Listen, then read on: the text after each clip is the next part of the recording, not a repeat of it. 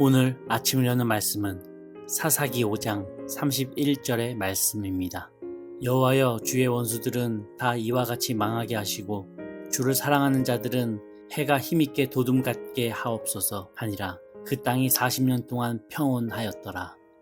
할렐루야. 오늘 말씀을 통해서 주님의 뜻을 깨닫는 지혜와 또 기도의 응답을 누리는 은총이 우리 모두에게 넘치게 될 줄로 믿습니다.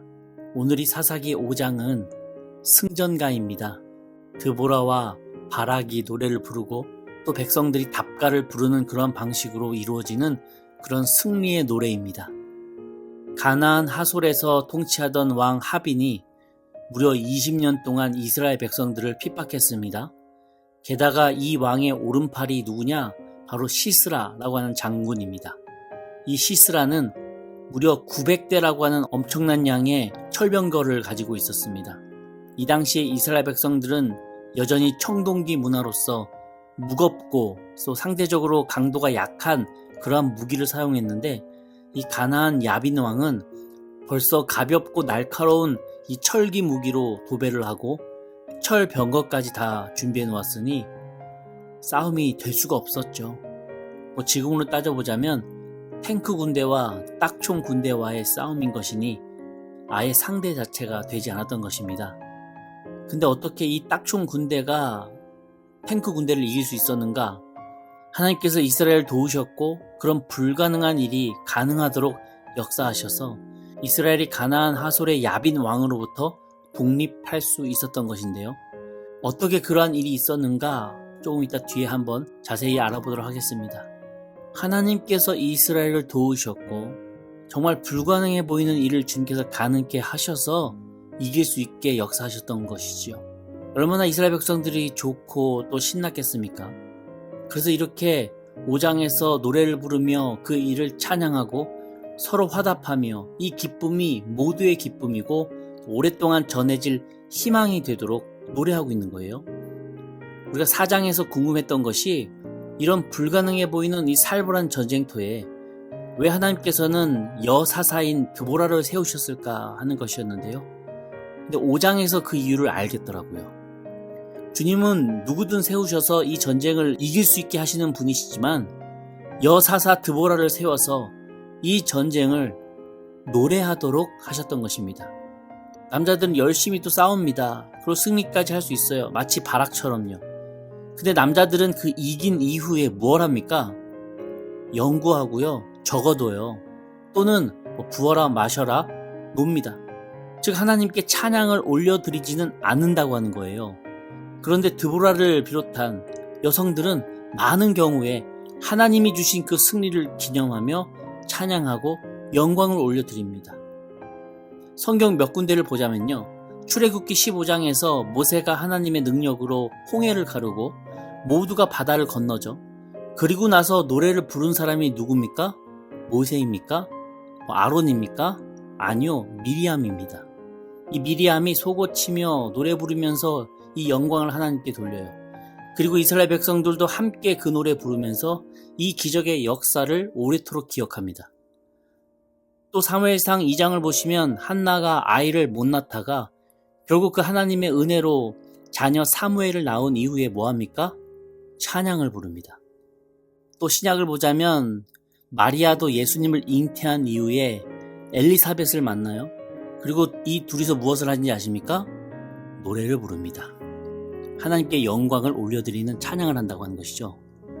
이렇게 찬양은 가사 가운데 하나님께서 어떤 일을 행하셨는지 구체적으로 우리로 하여금 기억하게 하고 다시 한번 이 사건 가운데 하나님께서 어떻게 우리와 함께 하셨고 또 어떻게 우리를 구원하셨는지 우리가 가슴으로 되새기며 감사할 수 있게 한다는 거예요. 이런 일을 남자 사사보다는 여자 사사를 통해 하나님께서는 이루어 가셨고 또 여자 사사인 드보라를 그래서 세우신 것이 아닐까 개인적으로 묵상해 봅니다. 성경도 읽고 기도하는 것도 중요합니다. 그러나 하나님을 찬양하는 일도 절대 잊어서는 안 된다는 것을 우리는 기억해야 될 줄로 믿습니다. 또 앞장 사사기 4장에서는 야빈의 군대 장관 시스라가 그 강한 군대 조직을 가지고 왜 전쟁에서 패배했는지 정확하게는 기록하지 않았었어요. 그냥 4장 15절에 보면 온 군대를 칼날로 혼란에 빠지게 하심에 시스라가 병거에서 내려 걸어서 도망한지라. 이렇게만 기록하는데 오늘 5장 19절 이하를 보니까 이 노래를 통해서 보충 설명을 하고 있더라고요. 19절인데요. 왕들이 와서 싸울 때 가나안 왕들이 무깃도 물가 다낙에서 싸웠으나 은을 탈취하지 못하였도다. 우선 싸움의 장소는 무깃도 물가 다낙이라고 노래합니다. 수많은 철병거와 함께 싸우기 위한 그 전쟁 장소가 바로 물가였다고 하는 거예요.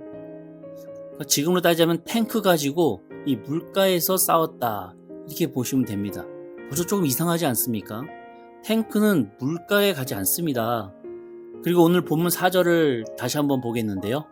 4절 끝에 보니까 땅이 진동하고 하늘이 물을 내리고 구름도 물을 내렸나이다, 이렇게 기록합니다. 무깃도 물가에서 전쟁을 이렇게 하고 있는데 갑자기 하늘에서 물이 쏟아지고 구름에서 물이 막 내렸다는 거예요. 무슨 말이냐? 즉 어마무시한 폭우가 내렸다고 하는 것입니다. 이스라엘은 전체적으로 사막 지형이기 때문에 흙이 곱습니다. 그런데 비가 많이 내렸다? 바로 진흙으로 바뀐다는 의미이고 또 물이 범람한다는 의미입니다. 결국 무깃도 물가는 진흙투성이로 바뀌고 점점 물이 범람했다고 하는 것이죠. 시스라가 몰던 철 병거 900대는 진흙 사이에 바퀴가 빠져서 오도 가도 할 수 없는 그냥 고철덩이가 되고 말았고 물에 수장되었다고 하는 것입니다. 탱크를 몰던 군인이 이 탱크에서 내리면은 일반 보병보다도 싸움을 잘 못해요. 왜냐하면 탱크 안에서 탱크를 몰면서 싸우는 법을 훈련했지 탱크에 내려서 싸우는 법은 잘 훈련을 안 하기 때문입니다. 그러니 바락이 이끌던 군인들에게 철 병거에서 내린 시스라의 군사들은 그저 밥이었다고 하는 것이죠. 하나님의 역사로 순식간에 역전당한 이 철 병거 군단은 전멸당하게 되고 군단장 시스라는 걸어서 도망치게 됩니다. 물론 이 시스라도 결국 죽임을 당하죠. 그렇게 가나안 원주민 왕 야빈과 그 세력은 진멸당하게 됩니다. 드보라와 바락에 임하신 그 하나님의 능력으로 이스라엘은 앞으로 40년간은 평안하게 지내게 되죠. 이 승전에 대한 기쁨이 바로 이 드보라의 노래에 담겨 있는 것인데요. 우리는 왜 찬양을 합니까? 이 찬양 가운데 하나님께서 행하신 일이 구체적으로 담겨 있기 때문이라는 것을 오늘 우리가 알 수 있습니다.